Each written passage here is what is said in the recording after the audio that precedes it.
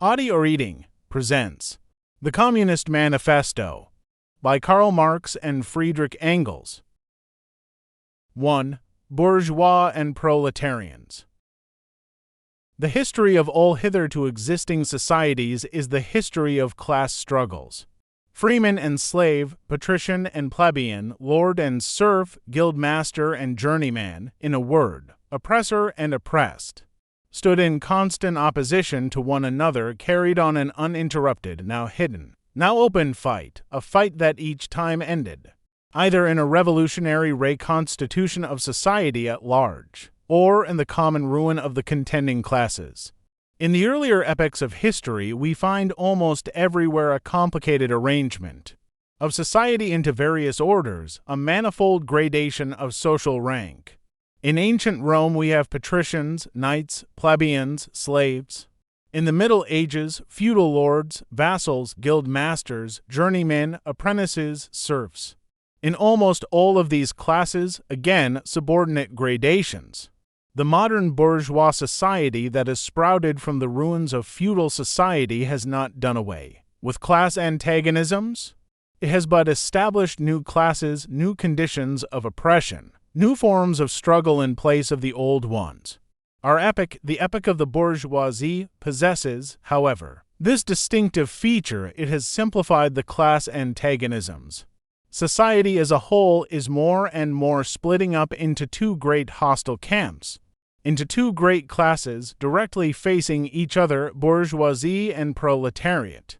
From the serfs of the Middle Ages sprang the chartered burghers of the earliest towns. From these burgesses, the first elements of the bourgeoisie were developed. The discovery of America, the rounding of the Cape, opened up fresh ground for the rising bourgeoisie. The East Indian and Chinese markets, the colonization of America, trade with the colonies, the increase in the means of exchange and in commodities generally, gave to commerce, to navigation, to industry, an impulse never before known, and thereby to the revolutionary element in the tottering feudal society, a rapid development. The feudal system of industry, under which industrial production was monopolized by closed guilds, now no longer sufficed for the growing wants of the new markets. The manufacturing system took its place.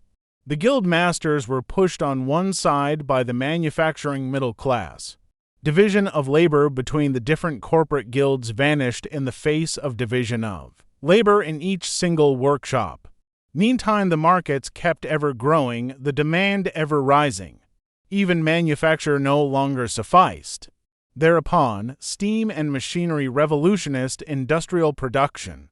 The place of manufacture was taken by the giant modern industry, the place of the industrial middle class, by industrial millionaires, the leaders of whole industrial armies, the modern bourgeois. Modern industry has established the world market, for which the discovery of America paved the way. This market has given an immense development to commerce, to navigation, to communication by land. This development has, in its time, reacted on the extension of industry, and in proportion as industry, commerce, navigation, railways extended, in the same proportion the bourgeoisie developed, increased its capital, and pushed into the background every class handed down from the Middle Ages. We see, therefore, how the modern bourgeoisie is itself the product of a long course of development, of a series of revolutions in the modes of production and of exchange. Each step in the development of the bourgeoisie was accompanied by a corresponding political advance of that class.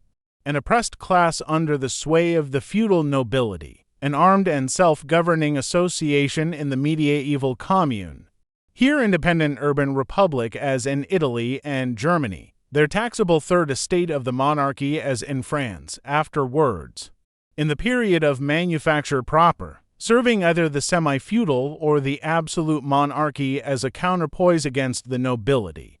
And, in fact, cornerstone of the great monarchies in general, the bourgeoisie has at last, since the establishment of modern industry and of the world market, conquered for itself, in the modern representative state, exclusive political sway. The executive of the modern state is but a committee for managing the common affairs of the whole. Bourgeoisie. The bourgeoisie, historically, has played a most revolutionary part. The bourgeoisie, wherever it has got the upper hand, has put an end to all feudal, patriarchal, idyllic relations. It has pitilessly torn asunder the motley feudal ties that bound man to his natural superiors, and has left remaining no other nexus between man and man than naked self-interest, than callous cash payment. It has drowned the most heavenly ecstasies of religious fervor, of chivalrous enthusiasm, of Philistine sentimentalism in the icy water of egotistical calculation.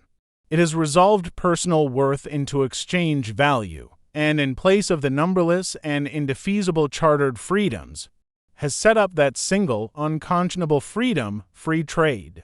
In one word, for exploitation veiled by religious and political illusions, naked, shameless, direct, brutal exploitation. The bourgeoisie has stripped of its halo every occupation hitherto honored and looked up to with reverent awe. It has converted the physician, the lawyer, the priest, the poet, the man of science, into its paid-wage laborers. The bourgeoisie has torn away from the family its sentimental veil, and has reduced the family relation to a mere money relation. The bourgeoisie has disclosed how it came to pass that the brutal display of vigor in the Middle Ages, which reactionists so much admire, found its fitting complement in the most slothful indolence. It has been the first to show what man's activity can bring about. It has accomplished wonders far surpassing Egyptian pyramids, Roman aqueducts, and Gothic cathedrals. It has conducted expeditions that put in the shade all former exoduses of nations and crusades. The bourgeoisie cannot exist without constantly revolutionizing the instruments of production, and thereby the relations of production, and with them the whole relations of society. Conservation of the old modes of production in an altered form was, on the contrary, the first condition of existence for all earlier industrial classes. Constant revolutionizing of production, uninterrupted disturbance of all social conditions, everlasting uncertainty and agitation distinguish the bourgeois epoch from all earlier ones. All fixed, fast-frozen relations, with their train of ancient and venerable prejudices and opinions, are swept away. All new-formed ones become antiquated before they can ossify. All that is solid melts into air. All that is holy is profaned. And man is at last compelled to face with sober senses his real conditions of life and his relations with his kind. The need of a constantly expanding market for its products chases the bourgeoisie over the whole surface of the globe. It must nestle everywhere, settle everywhere, establish connections everywhere. The bourgeoisie has, through its exploitation of the world market, given a cosmopolitan character to production and consumption in every country. To the great chagrin of reactionists, it has drawn from under the feet of industry the national ground on which it stood. All old established national industries have been destroyed or are daily being destroyed. They are dislodged by new industries, whose introduction becomes a life and death question for all civilized nations. By industries that no longer work up indigenous raw material, but raw material drawn from the remotest zones. Industries whose products are consumed not only at home but in every quarter of the globe. In place of the old wants satisfied by the productions of the country, we find new wants, requiring for their satisfaction the products of distant lands and climes. In place of the old local and national seclusion and self-sufficiency, we have intercourse in every direction, universal interdependence of nations. And as in material, so also in intellectual production. The intellectual creations of individual nations become common property. National one-sidedness and narrow-mindedness become more and more impossible. And from the numerous national and local literatures, there arises a world literature. The bourgeoisie, by the rapid improvement of all instruments of production, by the immensely facilitated means of communication, draws all, even the most barbarian, nations into civilization. The cheap prices of its commodities are the heavy artillery with which it batters down old Chinese walls. with which it forces the barbarians' intensely obstinate hatred of foreigners to capitulate. It compels all nations, on pain of extinction, to adopt the bourgeois mode of production. It compels them to introduce what it calls civilization into their midst, i.e., to become bourgeois themselves. In one word, it creates a world after its own image. The bourgeoisie has subjected the country to the rule of the towns.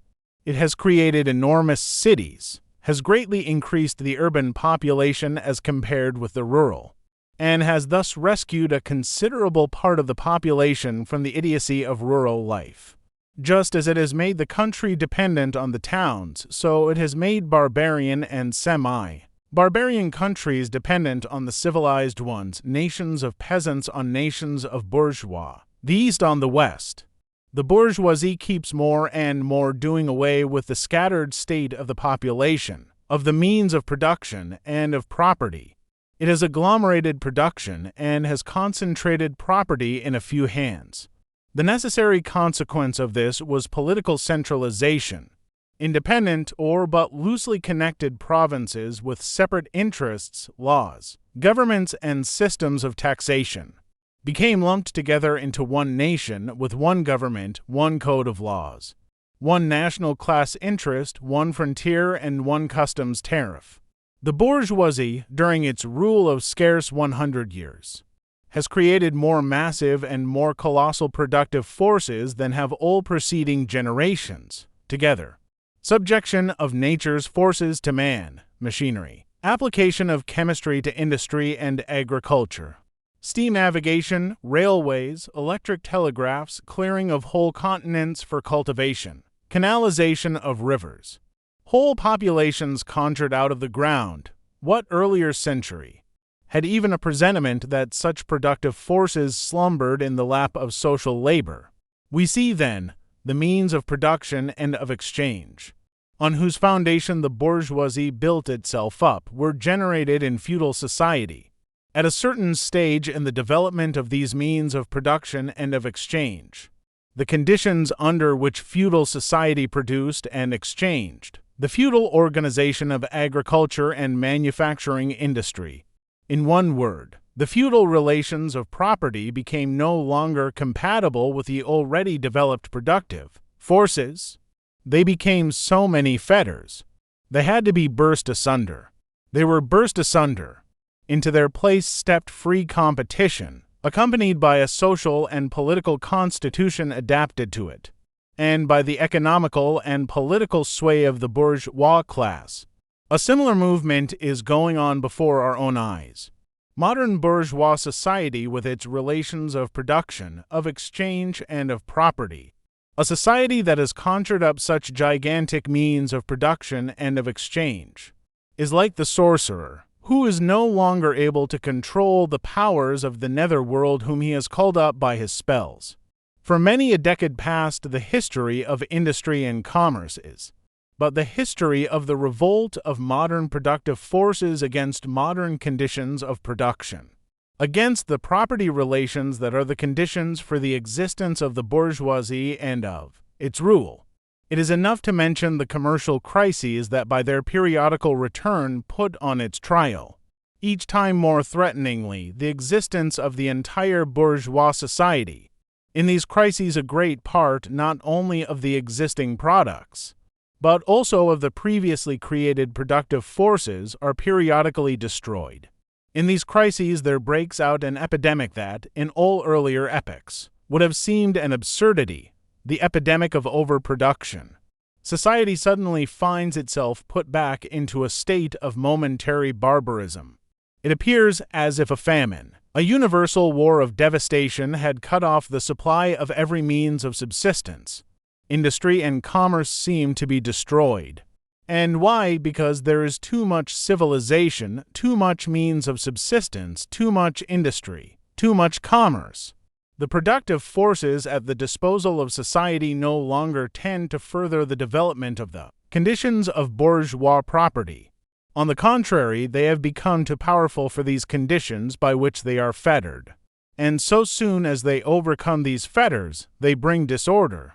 into the whole of bourgeois society, endanger the existence of bourgeois property. The conditions of bourgeois society are to narrow to comprise the wealth created by them. And how does the bourgeoisie get over these crises? On the one hand, in forced destruction of a mass of productive forces. On the other, by the conquest of new markets and by the more thorough exploitation of the old ones.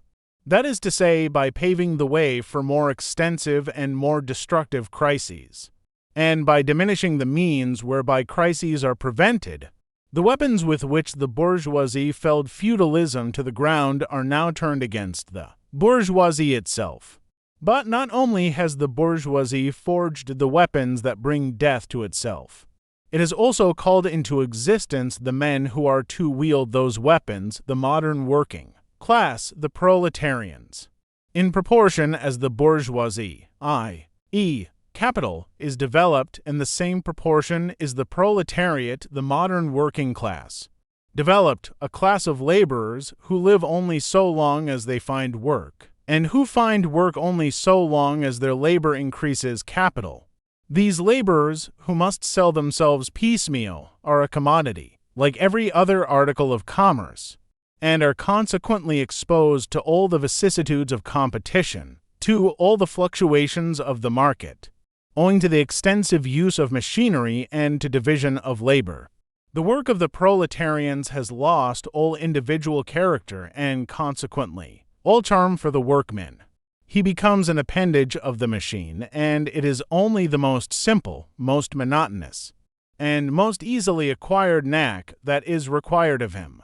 Hence, the cost of production of a workman is restricted almost entirely to the means of subsistence that he requires for his maintenance and for the propagation of his race. But the price of a commodity, and therefore also of labor, is equal to its cost of production. In proportion, therefore, as the repulsiveness of the work increases, the wage decreases. Nay more, in proportion as the use of machinery and division of labor increases, in the same proportion the burden of toil also increases, whether by prolongation of the working hours, by increase of the work exacted in a given time, or by increased speed of the machinery, etc. Modern industry has converted the little workshop of the patriarchal master into the great factory of the industrial capitalist. Masses of laborers, crowded into the factory, are organized like soldiers. As privates of the industrial army, they are placed under the command of a perfect hierarchy of officers and sergeants. Not only are they slaves of the bourgeois class and of the bourgeois state, they are daily and hourly enslaved by the machine, by the overlooker, and, above all, by the individual bourgeois manufacturer himself. The more openly this despotism proclaims gain to be its end and aim, the more petty, the more hateful, and the more embittering it is.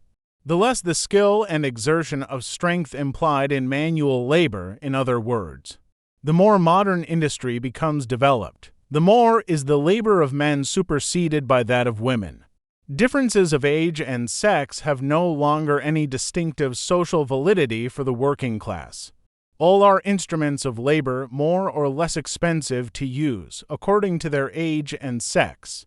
No sooner is the exploitation of the laborer by the manufacturer so far at an end that he receives his wages in cash, than he is set upon by the other portions of the bourgeoisie, the landlord, the shopkeeper, the pawnbroker, etc.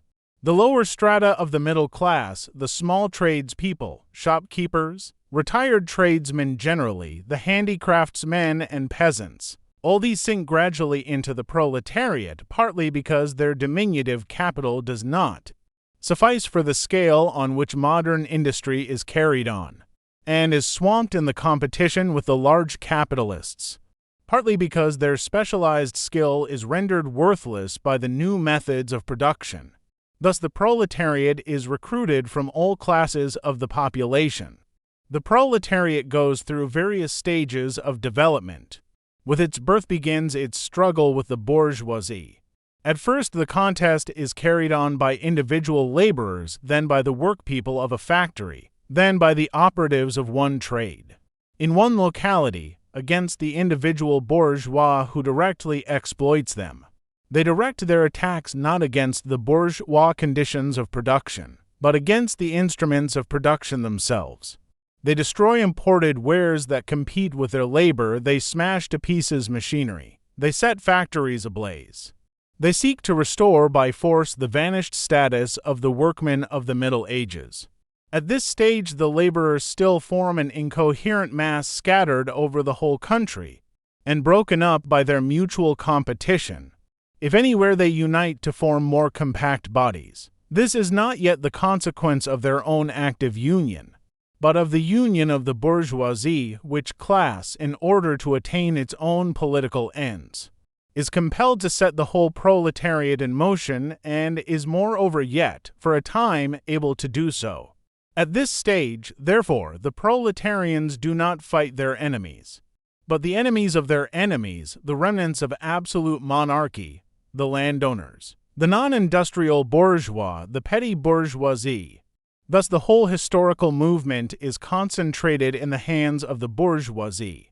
Every victory so obtained is a victory for the bourgeoisie. But with the development of industry, the proletariat not only increases in number, it becomes concentrated in greater masses, its strength grows, and it feels that strength more. The various interests and conditions of life within the ranks of the proletariat are more and more equalized, in proportion as machinery obliterates old distinctions of labor, and nearly everywhere reduces wages to the same low level. The growing competition among the bourgeois and the resulting commercial crises make the wages of the workers ever more fluctuating. The unceasing improvement of machinery, ever more rapidly developing, makes their livelihood more and more precarious. The collisions between individual workmen and individual bourgeois take more and more the character of collisions between two classes. Thereupon the workers begin to form combinations, trades unions against the bourgeois. They club together in order to keep up the rate of wages. They found permanent associations in order to make provision beforehand for these occasional revolts. Here and there the contest breaks out into riots. Now and then the workers are victorious, but only for a time. The real fruit of their battles lies not in the immediate result, but in the ever-expanding union of the workers. This union is helped on by the improved means of communication that are created by modern industry, and that place the workers of different localities in contact with one another. It was just this contact that was needed to centralize the numerous local struggles, all of the same character, into one national struggle between classes. But every class struggle is a political struggle, and that union, to attain which the burghers of the Middle Ages, with their miserable highways, required centuries, the modern proletarians, thanks to railways, achieve in a few years. This organization of the proletarians into a class, and consequently into a political party, is continually being upset again by the competition between the workers themselves. But it ever rises up again, stronger, firmer, mightier. It compels legislative recognition of particular interests of the workers, by taking advantage of the divisions among the bourgeoisie itself. Thus the 10 Hours Bill in England was carried. Altogether, collisions between the classes of the old society further, in many ways, the course of development of the proletariat. The bourgeoisie finds itself involved in a constant battle, at first with the aristocracy, later on with those portions of the bourgeoisie itself, whose interests have become antagonistic to the progress of industry, at all times with the bourgeoisie of foreign countries. In all these battles it sees itself compelled to appeal to the proletariat to ask for its help, and thus to drag it into the political arena. The bourgeoisie itself, therefore, supplies the proletariat with its own instruments of political and general education. In other words, it furnishes the proletariat with weapons for fighting the bourgeoisie. Further, as we have already seen, entire sections of the ruling classes are, by the advance of industry, precipitated into the proletariat, or are at least threatened in their conditions of existence. These also supply the proletariat with fresh elements of enlightenment and progress. Finally, in times when the class struggle nears the decisive hour, the process of dissolution going on within the ruling class, in fact within the whole range of society, assumes such a violent, glaring character, that a small section of the ruling class cuts itself adrift, and joins the revolutionary class, the class that holds the future in its hands. Just as, therefore, at an earlier period, a section of the nobility went over to the bourgeoisie, so now a portion of the bourgeoisie goes over to the proletariat, and in particular, a portion of the bourgeois ideologists who have raised themselves to the level of comprehending theoretically the historical movement as a whole. Of all the classes that stand face to face with the bourgeoisie today, the proletariat alone is a really revolutionary class. The other classes decay and finally disappear in the face of modern industry. The proletariat is its special and essential product. The lower middle class, the small manufacturer, the shopkeeper, the artisan, the peasant, all these fight against the bourgeoisie to save from extinction their existence as fractions of the middle class. They are therefore not revolutionary but conservative. Nay more, they are reactionary, for they try to roll back the wheel of history. If by chance they are revolutionary, they are so only in view of their impending transfer into the proletariat. They thus defend not their present but their future interests. They desert their own standpoint to place themselves at that of the proletariat, the dangerous class, the social scum, that passively rotting mass thrown off by the lowest layers of old society may, here and there, be swept into the movement by a proletarian revolution.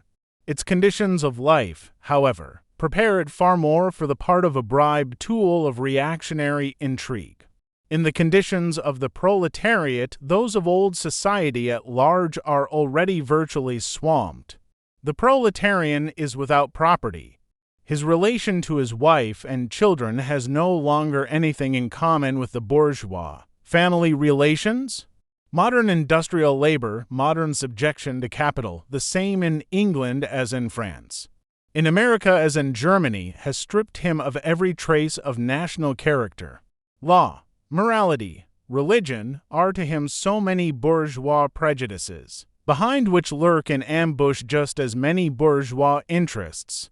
All the preceding classes that got the upper hand sought to fortify their already acquired status by subjecting society at large to their conditions of appropriation. The proletarians cannot become masters of the productive forces of society, except by abolishing their own previous mode of appropriation, and thereby also every other previous mode of appropriation. They have nothing of their own to secure and to fortify. Their mission is to destroy all previous securities for and insurances of individual property. All previous historical movements were movements of minorities or in the interests of minorities. The proletarian movement is the self-conscious, independent movement of the immense majority, in the interests of the immense majority.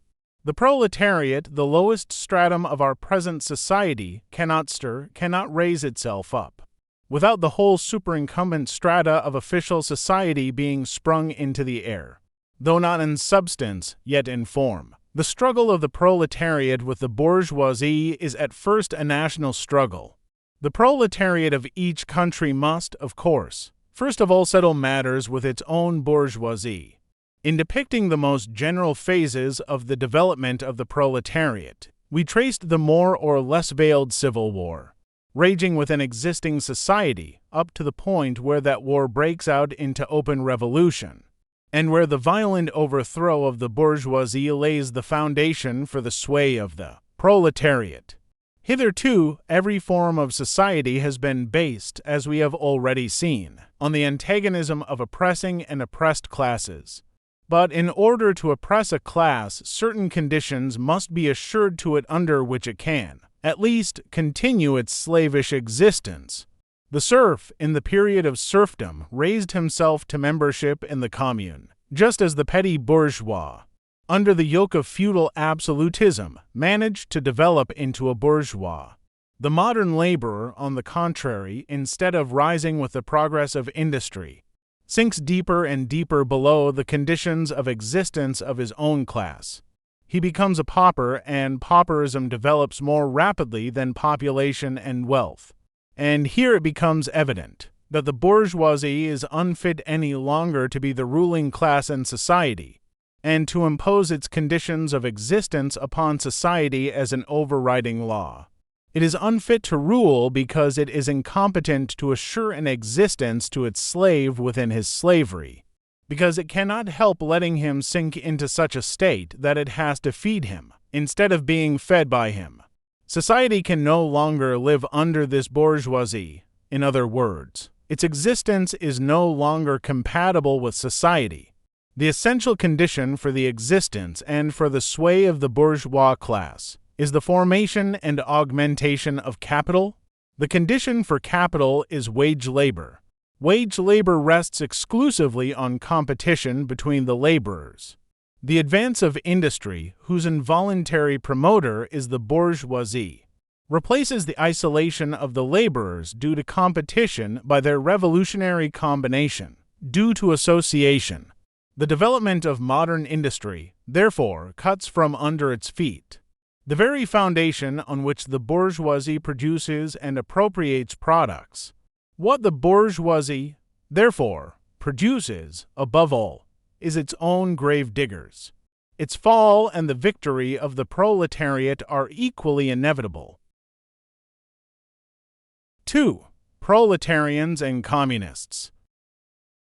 In what relation do the communists stand to the proletarians as a whole? The communists do not form a separate party opposed to other working-class parties. They have no interests separate and apart from those of the proletariat as a whole.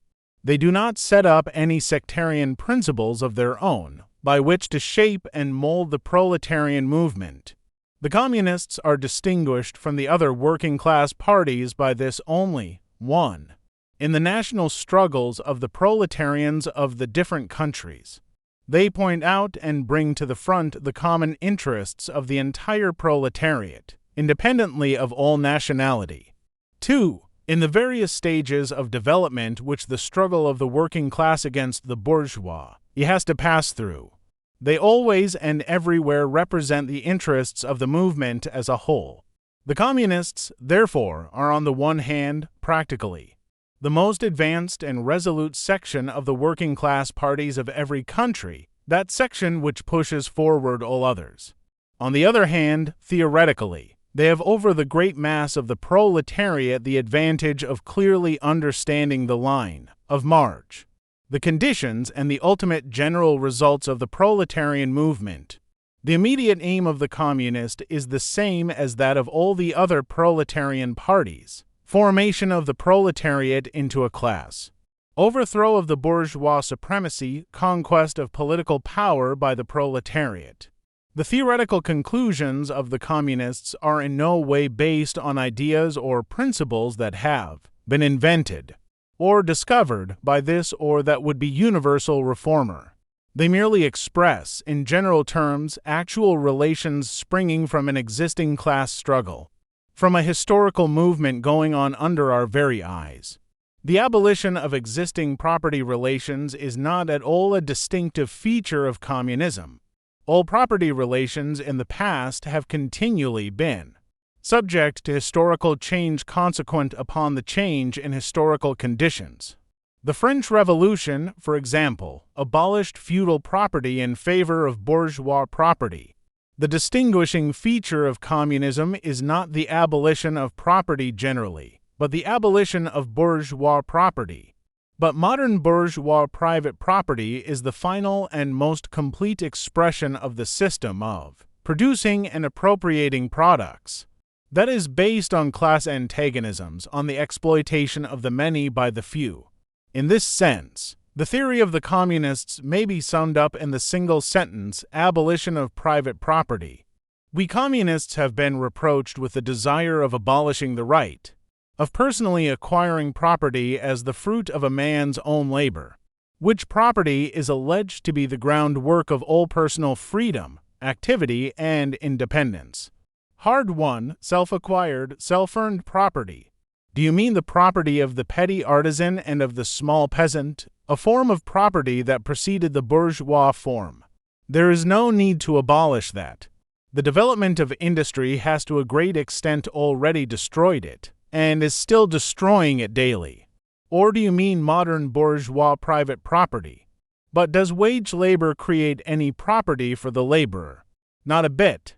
It creates capital, i.e., that kind of property which exploits wage labor, and which cannot increase except upon condition of begetting a new supply of wage labor for fresh exploitation. Property, in its present form, is based on the antagonism of capital and wage labor. Let us examine both sides of this antagonism. To be a capitalist is to have not only a purely personal but a social status in production. Capital is a collective product, and only by the united action of many members, nay, in the last resort, only by the united action of all members of society can it be set in motion. Capital is, therefore, not a personal, it is a social power. When, therefore, capital is converted into common property, into the property of all members of society, personal property is not thereby transformed into social property.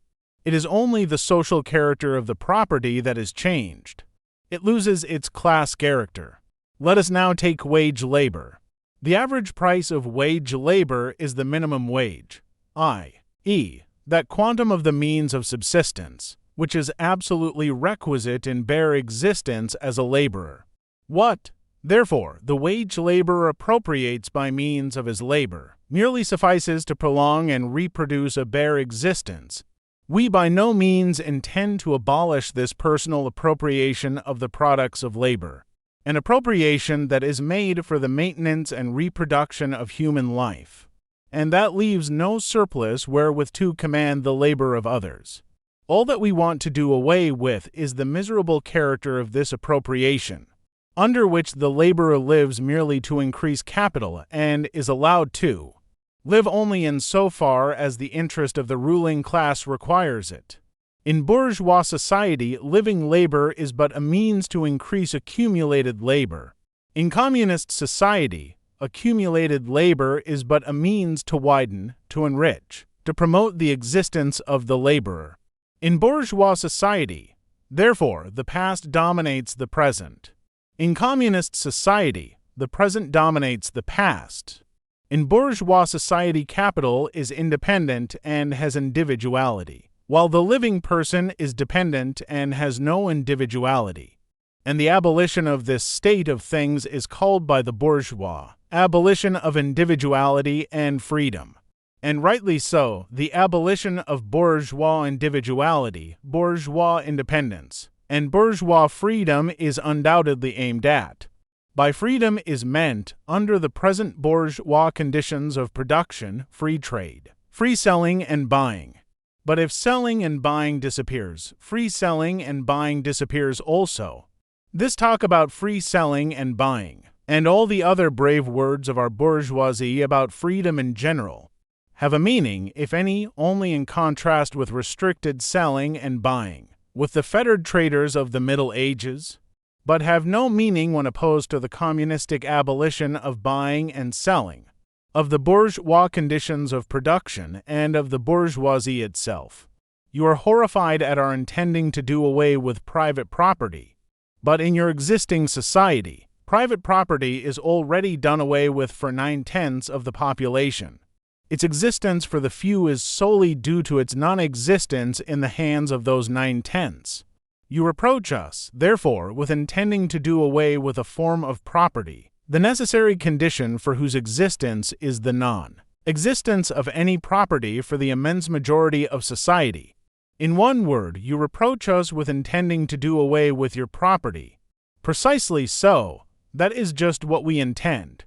From the moment when labor can no longer be converted into capital, money, or rent, into a social power capable of being monopolized, i.e., from the moment when individual property can no longer be transformed into bourgeois property, into capital, from that moment, you say individuality vanishes. You must, therefore, confess that by individual you mean no other person than the bourgeois, than the middle-class owner of property. This person must, indeed, be swept out of the way and made impossible. Communism deprives no man of the power to appropriate the products of society. All that it does is to deprive him of the power to subjugate the labor of others by means of such appropriation. It has been objected that upon the abolition of private property all work will cease, and universal laziness will overtake us. According to this, bourgeois society ought long ago to have gone to the dogs through sheer idleness. For those of its members who work acquire nothing, and those who acquire anything do not work. The whole of this objection is but another expression of the tautology, that there can no longer be any wage labor when there is no longer any capital. All objections urged against the communistic mode of producing and appropriating material products have, in the same way, been urged against the communistic modes of producing and appropriating intellectual products, just as, to the bourgeois, the disappearance of class property is the disappearance of production itself. So, the disappearance of class culture is to him identical with the disappearance of all culture. That culture, the loss of which he laments, is, for the enormous majority, a mere training to act as a machine. But don't wrangle with us so long as you apply, to our intended abolition of bourgeois property, the standard of your bourgeois notions of freedom, culture, law, etc. Your very ideas are but the outgrowth of the conditions of your bourgeois production and bourgeois property, just as your jurisprudence is but the will of your class made into a law for all, a will whose essential character and direction are determined by the economical conditions of existence of your class. The selfish misconception that induces you to transform into eternal laws of nature and of reason the social forms springing from your present mode of production and form of property, historical relations that rise and disappear in the progress of production. This misconception you share with every ruling class that has preceded you. What you see clearly in the case of ancient property, what you admit in the case of feudal property, you are of course forbidden to admit in the case of your own bourgeois form of property. Abolition of the family. Even the most radical flare up at this infamous proposal of the communists. On what foundation is the present family, the bourgeois family, based? On capital, on private gain. In its completely developed form, this family exists only among the bourgeoisie. But this state of things finds its complement in the practical absence of the family among the proletarians and in public prostitution. The bourgeois family will vanish as a matter of course when its complement vanishes, and both will vanish with the vanishing of capital. Do you charge us with wanting to stop the exploitation of children by their parents? To this crime we plead guilty. But, you will say, we destroy the most hallowed of relations when we replace home education by social. And your education is not that also social, and determined by the social conditions under which you educate, by the intervention, direct or indirect, of society by means of schools, etc. The communists have not invented the intervention of society in education. They do but seek to alter the character of that intervention, and to rescue education from the influence of the ruling class. The bourgeois claptrap about the family and education, about the hallowed correlation of parent and child, becomes all the more disgusting, the more, by the action of modern industry, all family ties among the proletarians are torn asunder, and their children transformed into simple articles of commerce and instruments of labor. But you communists would introduce community of women, screams the whole bourgeoisie in chorus. The bourgeois sees in his wife a mere instrument of production. He hears that the instruments of production are to be exploited in common and, naturally, can come to no other conclusion than that the lot of being common to all will likewise fall to the women. He has not even a suspicion that the real point is to do away with the status of women as mere instruments of production. For the rest, nothing is more ridiculous than the virtuous indignation of our bourgeois at the community of women which, they pretend, is to be openly and officially established by the communists. The communists have no need to introduce community of women. It has existed almost from time immemorial. Our bourgeois, not content with having the wives and daughters of their proletarians at their disposal, not to speak of common prostitutes, take the greatest pleasure in seducing each other's wives. Bourgeois marriage is in reality a system of wives in common, and thus, at the most, what the communists might possibly be reproached with is that they desire to introduce, in substitution for a hypocritically concealed and openly legalized community of women. For the rest, it is self-evident that the abolition of the present system of production must bring with it the abolition of the community of women springing from that system, i.e., of prostitution both public and private. The communists are further reproached with desiring to abolish countries and nationality. The working men have no country. We cannot take from them what they have not got. Since the proletariat must first of all acquire political supremacy, must rise to be the leading class of the nation, must constitute itself the nation, it is, so far, itself national, though not in the bourgeois sense of the word.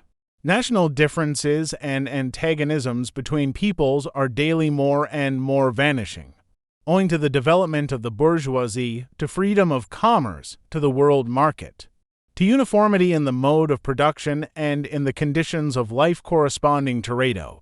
The supremacy of the proletariat will cause them to vanish still faster. United action of the leading civilized countries, at least, is one of the first conditions for the emancipation of the proletariat, in proportion as the exploitation of one individual by another is put an end to. The exploitation of one nation by another will also be put an end to, in proportion as the antagonism between classes within the nation vanishes. The hostility of one nation to another will come to an end.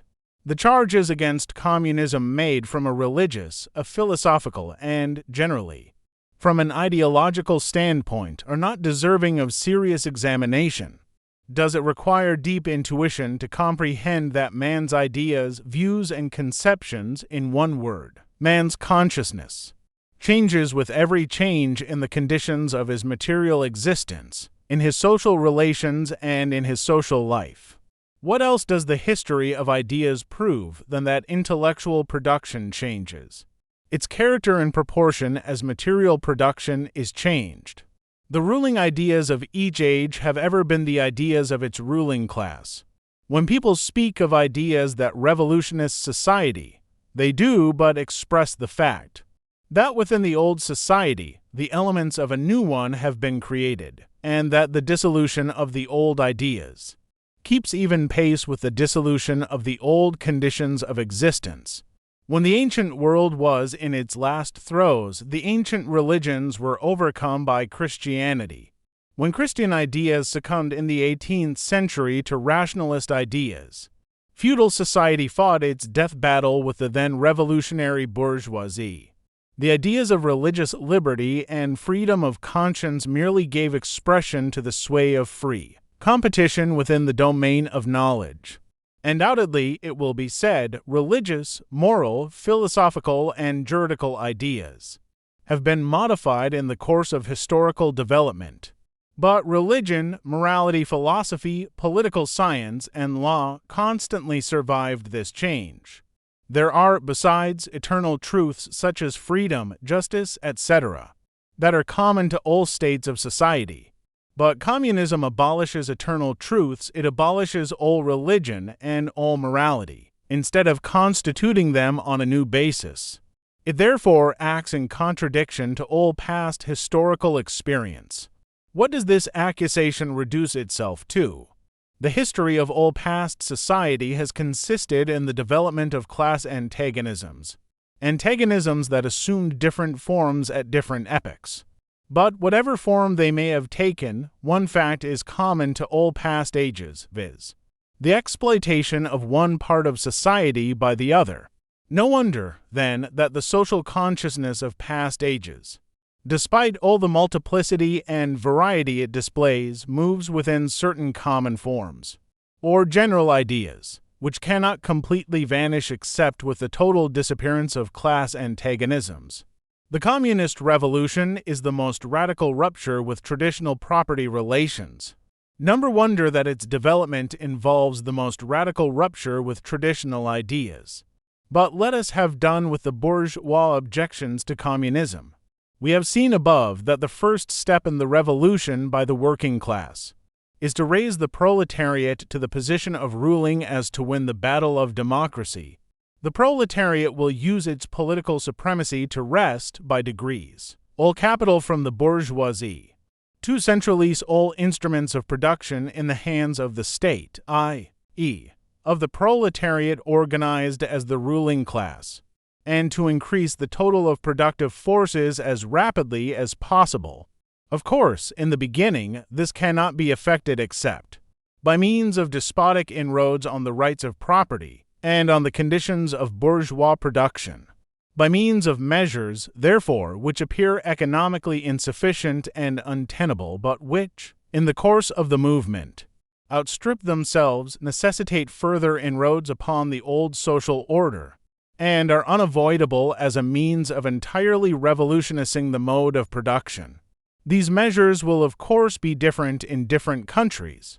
Nevertheless, in the most advanced countries, the following will be pretty generally applicable. 1. Abolition of property in land and application of all rents of land to public purposes. 2. A heavy progressive or graduated income tax. 3. Abolition of all right of inheritance. 4. Confiscation of the property of all emigrants and rebels.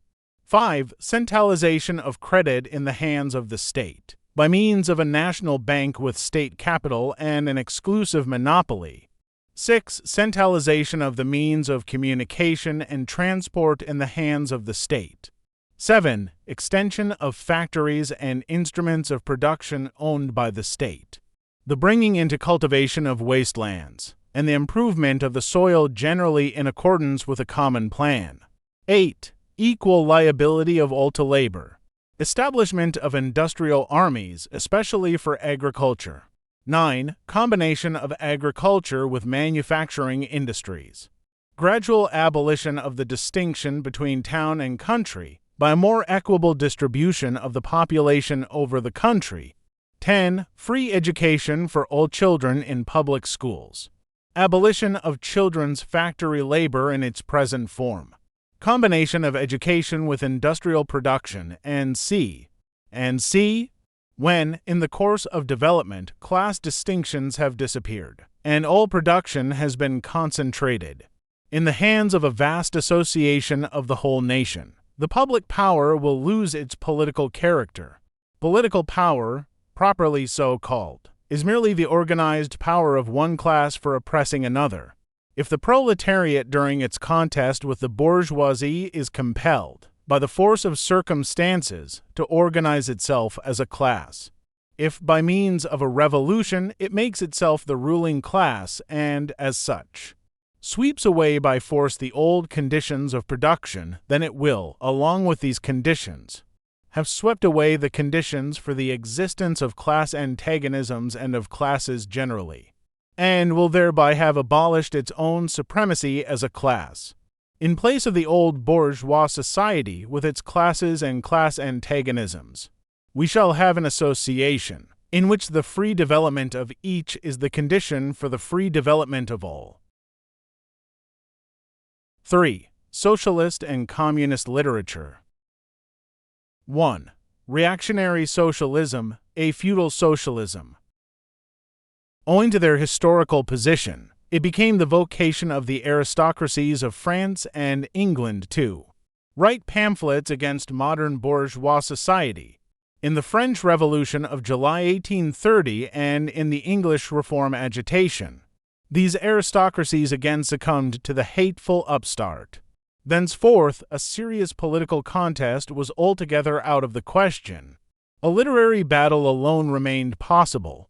But even in the domain of literature, the old cries of the Restoration period had become impossible. In order to arouse sympathy, the aristocracy were obliged to lose sight, apparently, of their own interests. and to formulate their indictment against the bourgeoisie in the interest of the exploited working class alone. Thus the aristocracy took their revenge by singing lampoons on their new master, and whispering in his ears sinister prophecies of coming catastrophe. In this way arose feudal socialism, half lamentation, half lampoon, half echo of the past, half menace of the future. At times, by its bitter, witty, and incisive criticism, striking the bourgeoisie to the very heart's core, but always ludicrous in its effect, through total incapacity to comprehend the march of modern history. The aristocracy, in order to rally the people to them, waved the proletarian alms bag in front for a banner. But the people, so often as it joined them, saw on their hind quarters the old feudal coats of arms, and deserted with loud and irreverent laughter. One section of the French Legitimists and Young England exhibited this spectacle, in pointing out that their mode of exploitation was different to that of the bourgeoisie. The feudalists forget that they exploited under circumstances and conditions that were quite different and that are now antiquated. In showing that, under their rule, the modern proletariat never existed, they forget that the modern bourgeoisie is the necessary offspring of their own form of society. For the rest, so little do they conceal the reactionary character of their criticism that their chief accusation against the bourgeoisie amounts to this, that under the bourgeois regime a class is being developed, which is destined to cut up root and branch the old order of society. What they upbraid the bourgeoisie with is not so much that it creates a proletariat, as that it creates a revolutionary proletariat. In political practice, therefore, they join in all coercive measures against the working class. And in ordinary life, despite their highfalutin phrases, they stoop to pick up the golden apples dropped from the tree of industry, and to barter truth, love, and honor for traffic in wool, beetroot sugar, and potato spirits. As the parson has ever gone hand in hand with the landlord, so has clerical socialism with feudal socialism. Nothing is easier than to give Christian asceticism a socialist tinge. Has not Christianity declaimed against private property, against marriage, against the state? Has it not preached in the place of these charity and poverty, celibacy and mortification of the flesh, monastic life, and mother church? Christian socialism is but the holy water with which the priest consecrates the heart-burnings of the aristocrat. B. Petty bourgeois socialism. The feudal aristocracy was not the only class that was ruined by the bourgeoisie, not the only class whose conditions of existence pined and perished in the atmosphere of modern bourgeois society. The medieval burgesses and the small peasant proprietors were the precursors of the modern bourgeoisie. In those countries which are but little developed industrially and commercially, these two classes still vegetate side by side with the rising bourgeoisie. In countries where modern civilization has become fully developed, a new class of petty bourgeois has been formed, fluctuating between proletariat and bourgeoisie and ever renewing itself as a supplementary part of bourgeois society. The individual members of this class, however, are being constantly hurled down into the proletariat by the action of competition, and, as modern industry develops, they even see the moment approaching when they will completely disappear as an independent section of modern society to be replaced in manufactures, agriculture, and commerce by overlookers, bailiffs, and shopmen. In countries like France, where the peasants constitute far more than half of the population, it was natural that writers who sided with the proletariat against the bourgeoisie should use, in their criticism of the bourgeois regime, the standard of the peasant and petty bourgeois, and from the standpoint of these intermediate classes should take up the cudgels for the working class. Thus arose petty bourgeois socialism. Sismondi was the head of this school, not only in France but also in England. This school of socialism dissected with great acuteness the contradictions in the conditions of modern production. It laid bare the hypocritical apologies of economists. It proved, incontrovertibly, the disastrous effects of machinery and division of labor, the concentration of capital and land in a few hands, overproduction and crises. It pointed out the inevitable ruin of the petty bourgeois and peasant, the misery of the proletariat, the anarchy in production, the crying inequalities in the distribution of wealth, the industrial war of extermination between nations, the dissolution of old moral bonds, of the old family relations, of the old nationalities. In its positive aims, however, this form of socialism aspires either to restoring the old means of production and of exchange, and with them the old property relations and the old society, or to cramping the modern means of production and of exchange, within the framework of the old property relations that have been and were bound to be exploded by those means. In either case, it is both reactionary and utopian. Its last words are corporate guilds for manufacture, patriarchal relations in agriculture. Ultimately, when stubborn historical facts had dispersed all intoxicating effects of self-deception, this form of socialism ended in a miserable fit of the blues. See German or true socialism. The socialist and communist literature of France, a literature that originated under the pressure of a bourgeoisie in power, and that was the expression of the struggle against this power, was introduced into Germany at a time when the bourgeoisie in that country had just begun its contest with feudal absolutism. German philosophers, would-be philosophers, and beaux esprits eagerly seized on this literature, only forgetting that when these writings immigrated from France into Germany, French social conditions had not immigrated along with them. In contact with German social conditions, this French literature lost all its immediate practical significance and assumed a purely literary aspect. Thus, to the German philosophers of the 18th century, the demands of the First French Revolution were nothing more than the demands of practical reason, in general, and the utterance of the will of the revolutionary French bourgeoisie signified in their eyes the law of pure will, of will as it was bound to be, of true human will generally.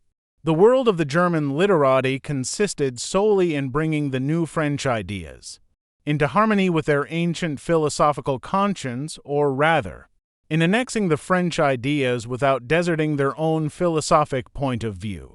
This annexation took place in the same way in which a foreign language is appropriated, namely, by translation. It is well known how the monks wrote silly lives of Catholic saints over the manuscripts on which the classical works of ancient heathendom had been written. The German literati reversed this process with the profane French literature. They wrote their philosophical nonsense beneath the French original. For instance, beneath the French criticism of the economic functions of money, they wrote alienation of humanity, and beneath the French criticism of the bourgeois state they wrote dethronement of the category, of the general, and so forth. The introduction of these philosophical phrases at the back of the French historical criticisms they dubbed philosophy of action.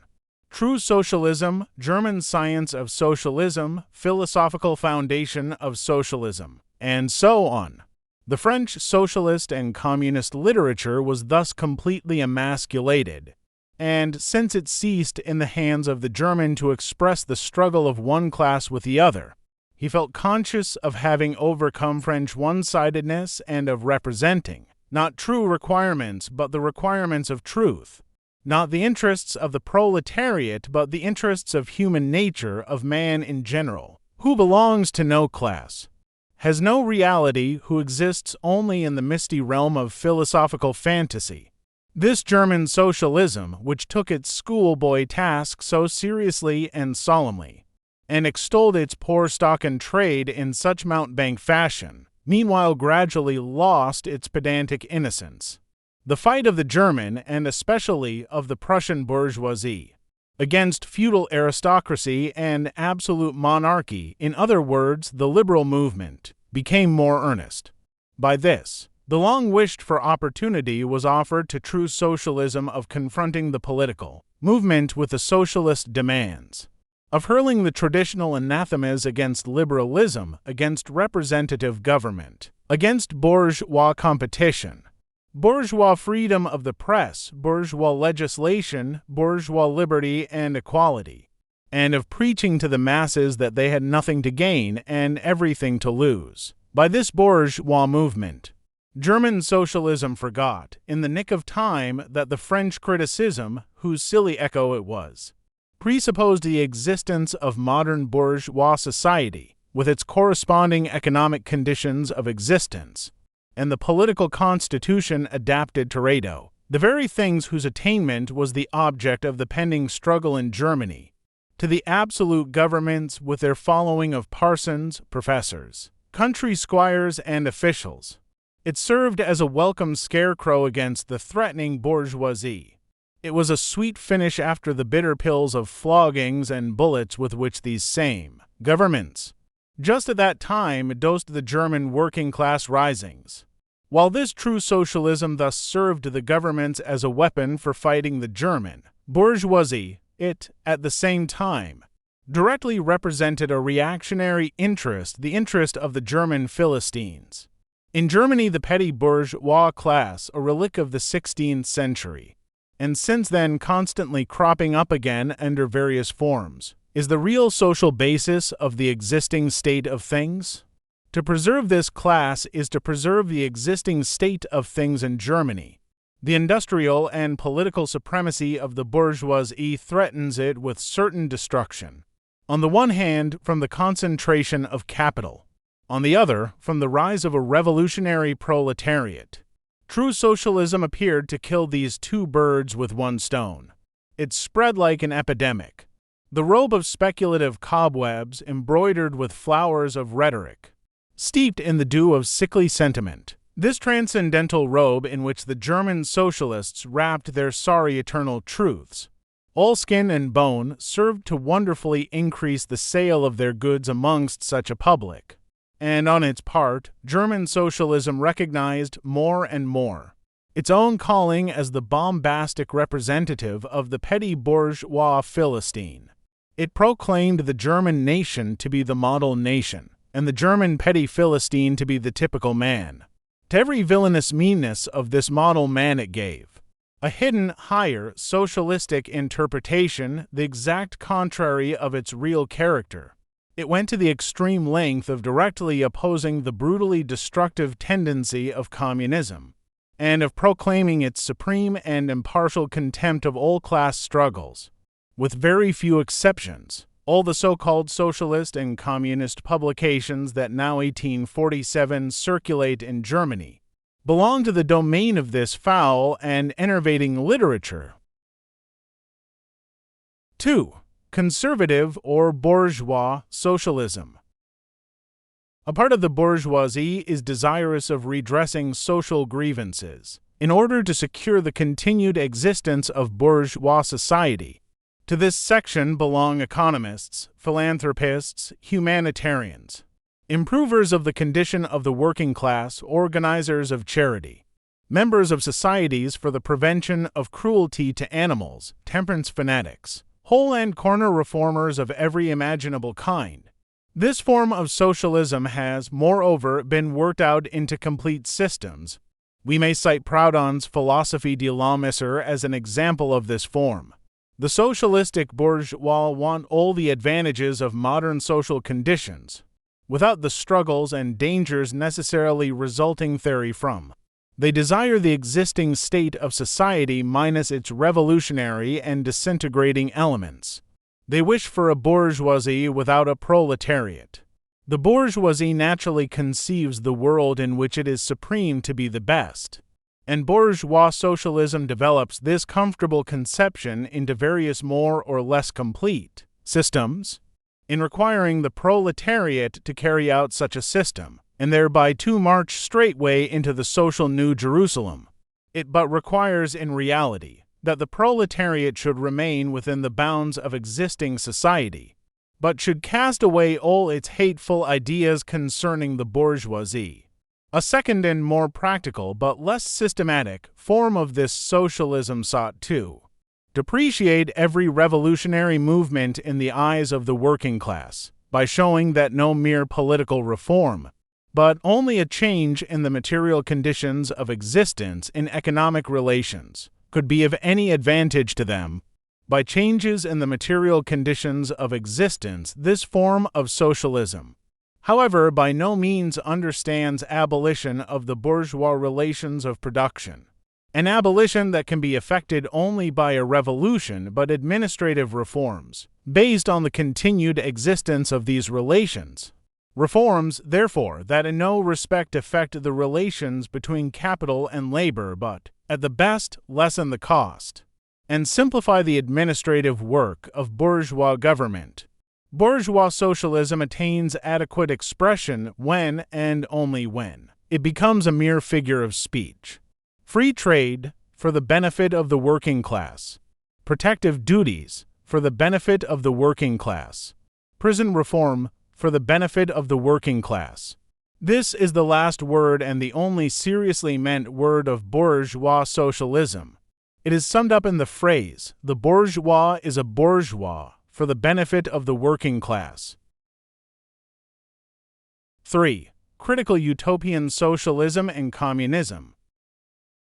We do not here refer to that literature which, in every great modern revolution, has always given voice to the demands of the proletariat, such as the writings of Babeuf and others, the first direct attempts of the proletariat to attain its own ends, made in times of universal excitement when feudal society was being overthrown. These attempts necessarily failed, owing to the then undeveloped state of the proletariat, as well as to the absence of the economic conditions for its emancipation, conditions that had yet to be produced, and could be produced by the impending bourgeois epoch alone.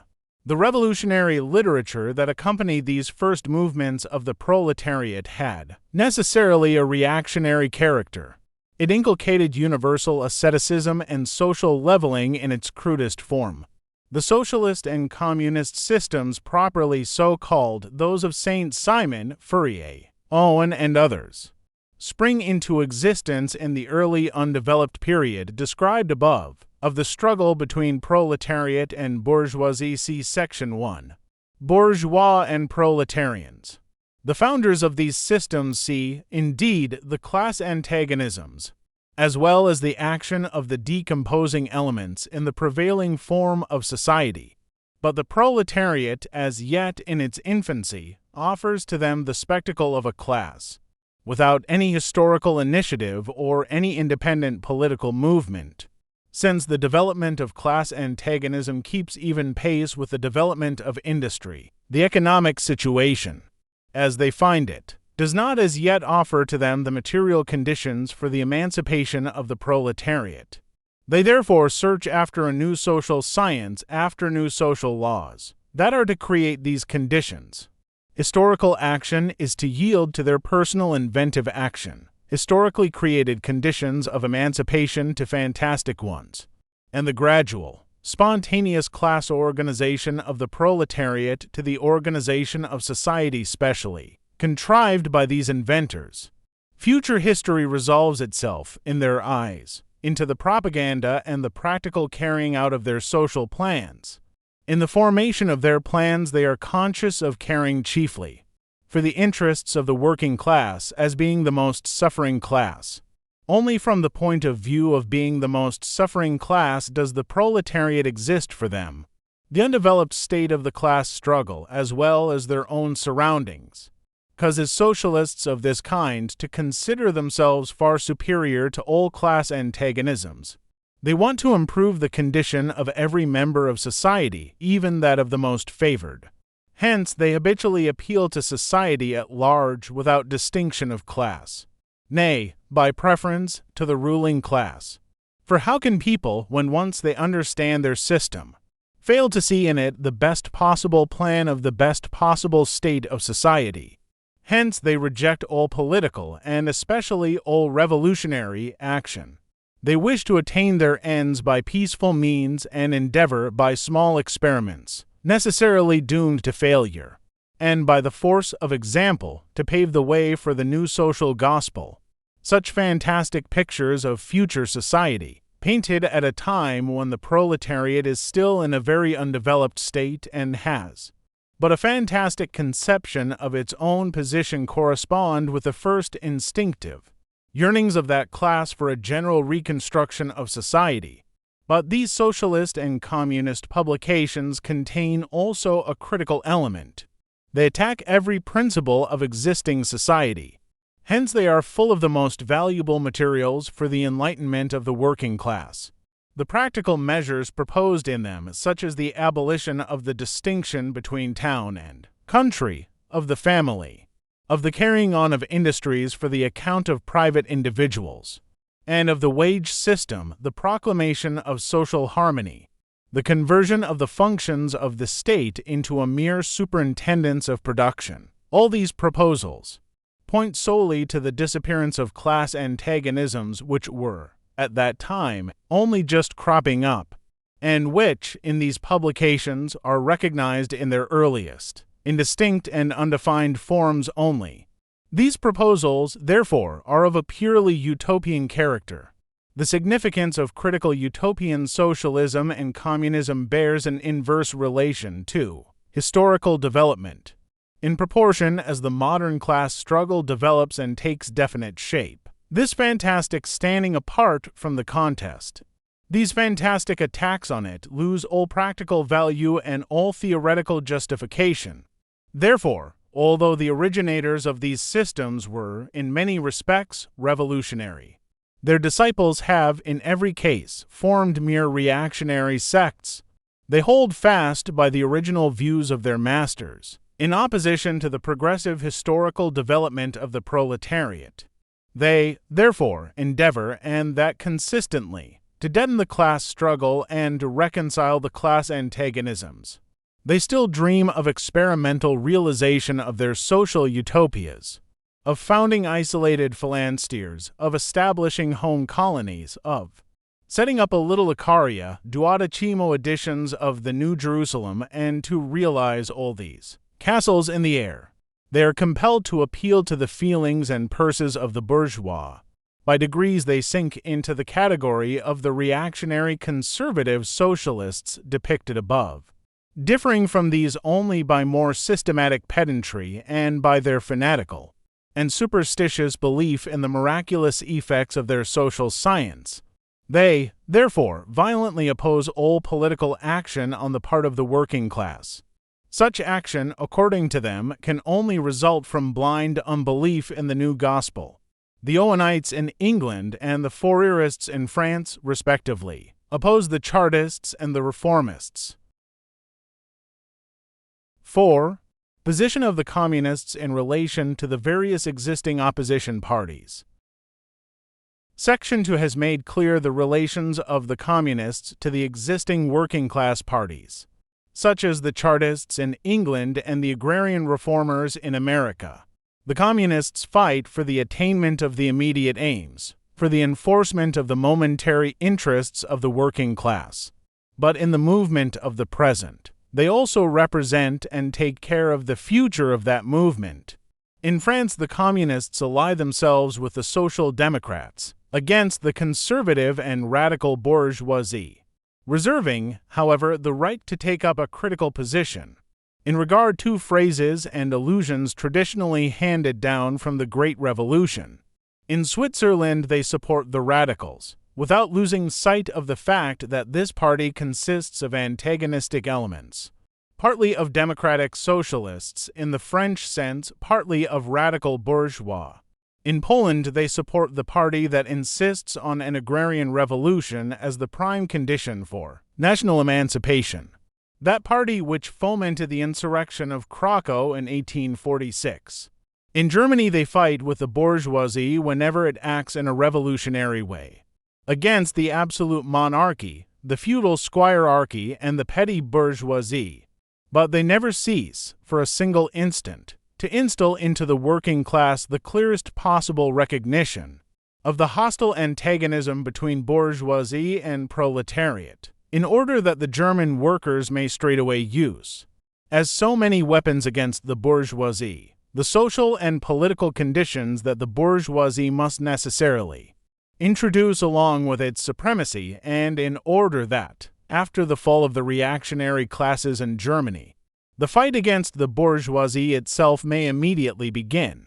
The communists turn their attention chiefly to Germany because that country is on the eve of a bourgeois revolution that is bound to be carried out under more advanced conditions of European civilization, and with a much more developed proletariat than that of England was in the 17th, and of France in the 18th century, and because the bourgeois revolution in Germany will be but the prelude to an immediately following proletarian revolution.